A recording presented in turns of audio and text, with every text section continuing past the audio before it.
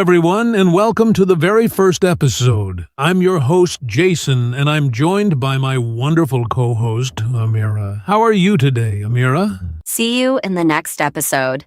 Hey, Jason, I'm doing great, thanks. Hello to all our listeners. I'm really excited about today's topic. It's one that so many English learners struggle with, and I think we've got some great advice to share. Absolutely.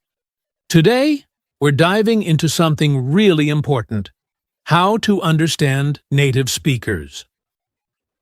Now, we know that for a lot of ESL learners, this can be one of the biggest challenges. It's not just about knowing the words or grammar. It's about keeping up with how native speakers talk in real-life situations. Yes, and it can be quite frustrating. Native speakers often speak fast, use slang, or have strong accents, which can make it tough for someone still learning English to follow along.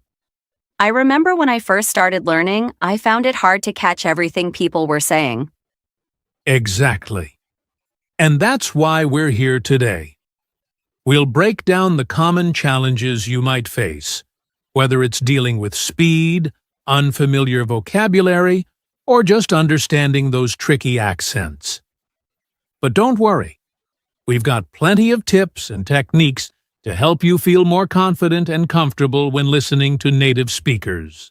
So, if you've ever felt like you're missing out on conversations or struggling to understand a movie, this episode is for you.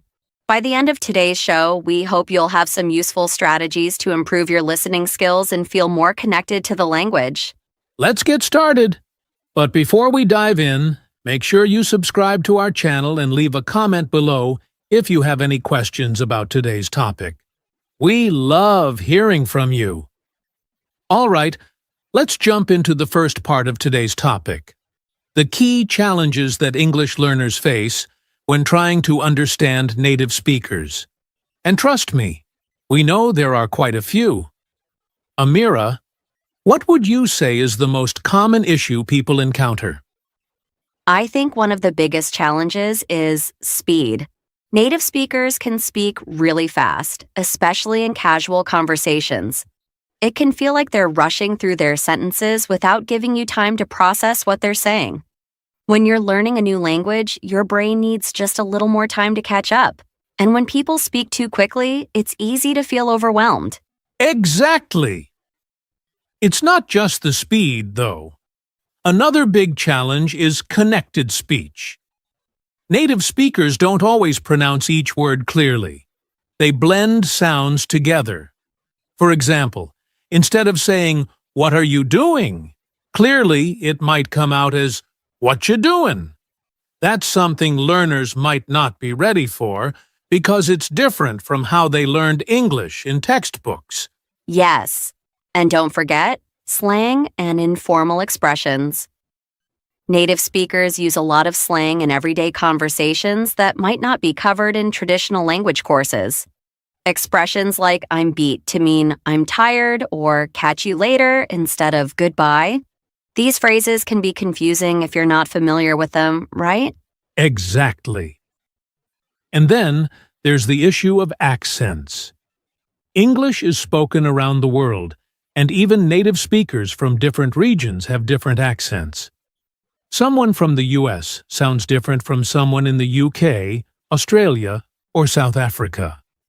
This can make it hard for learners because they're not just dealing with English words, they're also dealing with variations in pronunciation and intonation. Totally.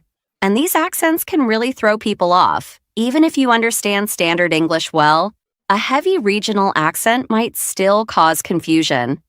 I've had friends who learned British English but struggled to understand American movies because the accents and some vocabulary were different. And one last challenge that a lot of people don't realize is the cultural context. Native speakers often make references to cultural things, TV shows, local jokes, sports teams, that non-native speakers might not know about. This adds another layer of difficulty because even if you understand the words, the meaning might not make sense without knowing the culture behind it. That's a really good point. Understanding native speakers isn't just about the language itself. It's also about understanding the culture that goes with it. But don't worry, everyone. These challenges might seem big, but they're all things you can improve with practice and the right strategies. Absolutely. In the next part of the episode, we'll dive into some practical tips that will help you overcome these challenges and get better at understanding native speakers. Stay tuned. Now that we've talked about some of the key challenges, let's move on to the most important part. What can you do to actually improve your listening skills and understand native speakers better? We've got some great tips lined up for you, so let's get started. Amira, what's your first tip? My first tip is to start slow and gradually increase the difficulty. If you're just starting out, don't jump straight into watching complex movies or listening to fast-paced podcasts.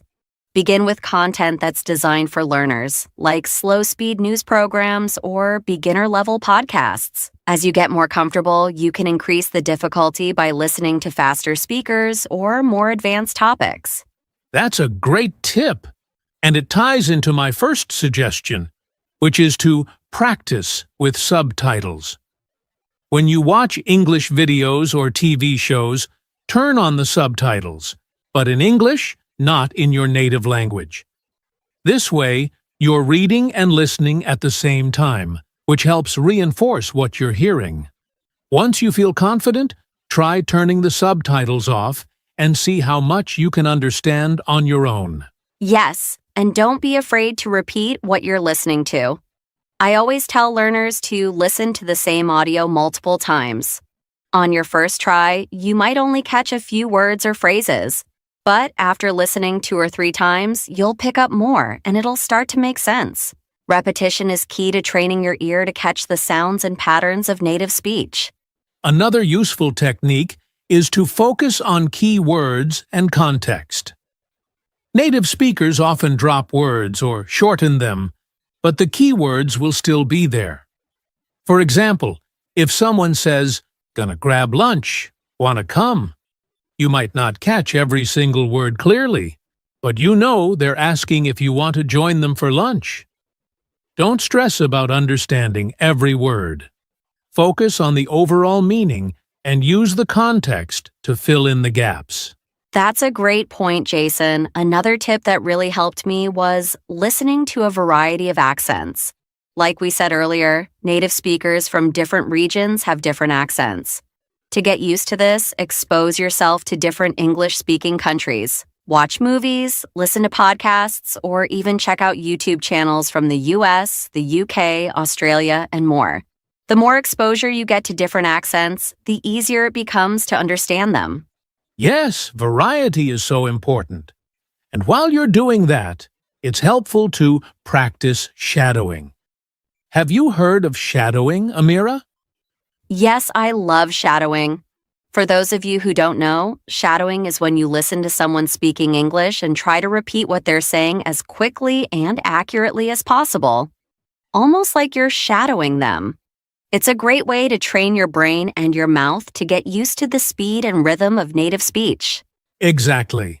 And if you want to take it a step further, you can pause the audio after each sentence or phrase, repeat it out loud, and then play it again to check how close you were. This not only improves your listening, but also helps your pronunciation. I love that, and one more tip I have is to immerse yourself in English as much as possible. If you can, try to surround yourself with English daily. Watch English TV shows, listen to music, follow English-speaking influencers on social media, and try to engage with content that you enjoy. The more English you hear in your everyday life, the more natural it will become to understand native speakers. That's such a good point. And even if you can't live in an English-speaking country, technology makes it possible to immerse yourself in English from wherever you are. I'd also recommend using apps and online tools designed to improve your listening skills. There are great apps out there like Duolingo, Babbel, or English Central that offer listening exercises, dictation, and even real-life conversations to practice with. And don't forget to be patient with yourself. Learning to understand native speakers takes time. It won't happen overnight, but with consistent practice, you'll see improvement. Celebrate the small wins along the way, like understanding a new phrase or catching a joke in an English TV show.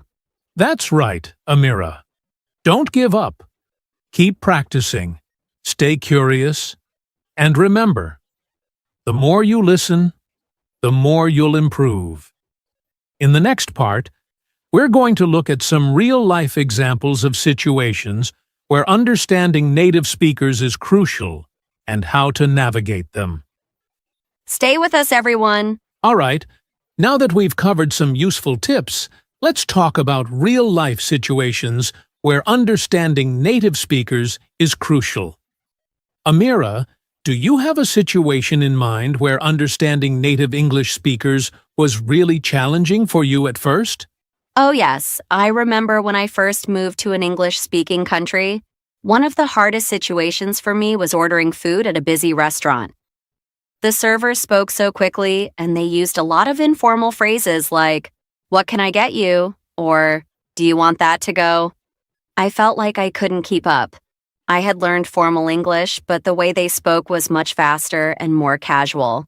I can imagine that being overwhelming. And restaurants are one of those places where you're expected to respond quickly, which makes it even harder. That's a great example. A similar situation is on the phone. I think a lot of learners struggle with phone conversations. Without body language or visual cues, it's easy to miss what the other person is saying. Have you had any experiences like that? Definitely. Phone conversations can be tricky. I remember trying to book an appointment over the phone. The receptionist had a thick accent and they were speaking really fast. I had to ask them to slow down and repeat themselves a few times. It was a good reminder that it's okay to politely ask someone to repeat something if you didn't catch it the first time. That's a great point. Never be afraid to ask someone to repeat themselves or to speak more slowly. Another real-life scenario where understanding native speakers is important is in social settings. When you're at a gathering with friends or co-workers, conversations can move quickly, and people might use a lot of slang or cultural references. Have you ever experienced that? Oh, all the time. I used to feel lost in group conversations because people would reference TV shows, sports, or jokes that I didn't know about. One time, someone made a joke using a phrase I'd never heard before, and everyone laughed except me. I realized that understanding isn't just about the language, it's also about knowing the culture. Exactly. Social settings can be tough, but they're also a great opportunity to learn. The more you immerse yourself in these situations, the more you'll start to understand the cultural references and jokes. One last example I'd like to add is job interviews. Understanding native speakers in a professional setting is crucial, especially when you're asked questions about your skills or experience.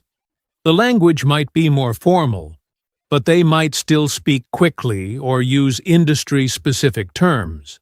That's a great one, Jason. Job interviews can be nerve-wracking, but practicing listening skills beforehand can make a big difference.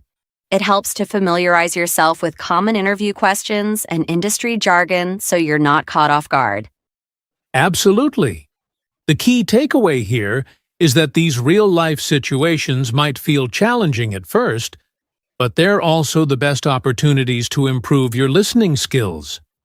The more you engage with native speakers in real-world contexts, the more confident you'll become. That's right. And don't worry if you don't get it right the first time. With practice, these situations will become easier and more manageable. Now, let's have some fun with a bit of role-playing. This is a great way to put everything we've talked about into practice. We'll go through a quick conversation, break it down, and show you how to better understand native speakers in real-life situations. Ready, Amira? Ready? Let's do it. So, let's say we're at a coffee shop and I'm the barista. I'll start with a typical greeting, and you, as the customer, will respond. Afterward, we'll go over any tricky parts. Sound good? Sounds perfect. Let's go. Hi there. What can I get you today? Hey, I'll have a large coffee, please. Can I get that with almond milk? Sure thing. Would you like anything to eat with that? We've got some fresh pastries today. That sounds great. I'll take a blueberry muffin. Awesome. I'll have that ready for you in just a minute. You can pick it up at the counter. All right, let's break that down. So, at the beginning, you said, "Hi there. What can I get you today?" It's a very common and casual way of asking what someone would like to order. Some learners might expect a more formal question like, "What would you like?" But native speakers often shorten things in everyday conversations. Exactly. And your response, Jason, was clear and to the point. You said, "I'll have a large coffee, please." You used "I'll have," which is a common phrase in ordering. Learners might be used to saying, "I want," but "I'll have" is more polite and natural in English. Right. Then you asked if I wanted anything to eat with my coffee. You said, "We've got some fresh pastries today." Notice how instead of saying, "we have," you said, "we've got," which is a more casual form. That's something native speakers do all the time. Yes, it's very conversational, and when you ordered your muffin, I said, "Awesome. I'll have that ready for you in just a minute." That's another example of a casual, everyday phrase that learners might not see in textbooks. Exactly. These little variations are what make native speakers sound natural, but they can also be tricky if you're used to more formal English. That's why role-playing situations like this is so helpful. Definitely. Now, for everyone listening, you can practice role-playing conversations like this with a friend or even on your own. Try to repeat common phrases or use apps that offer conversation practice with native speakers. And don't forget to practice speaking out loud. The more you do, the more confident you'll feel. The key is to get comfortable with these real-life situations. So, grab a friend and start role-playing. Now that we've walked through some tips and even role-played a real-life situation, we want to remind you, understanding native speakers is a journey. It's normal to feel frustrated at times, but the key is to keep practicing and stay patient. That's right. Everyone struggles at first, but with consistent effort, you'll start noticing improvements. Celebrate the small victories, like understanding a new phrase in a TV show or feeling more comfortable in a conversation. Each step forward is progress. Exactly. And don't forget to use the strategies we talked about today. Whether it's listening with subtitles, shadowing, or immersing yourself in English content, all of these tools will help you get better over time.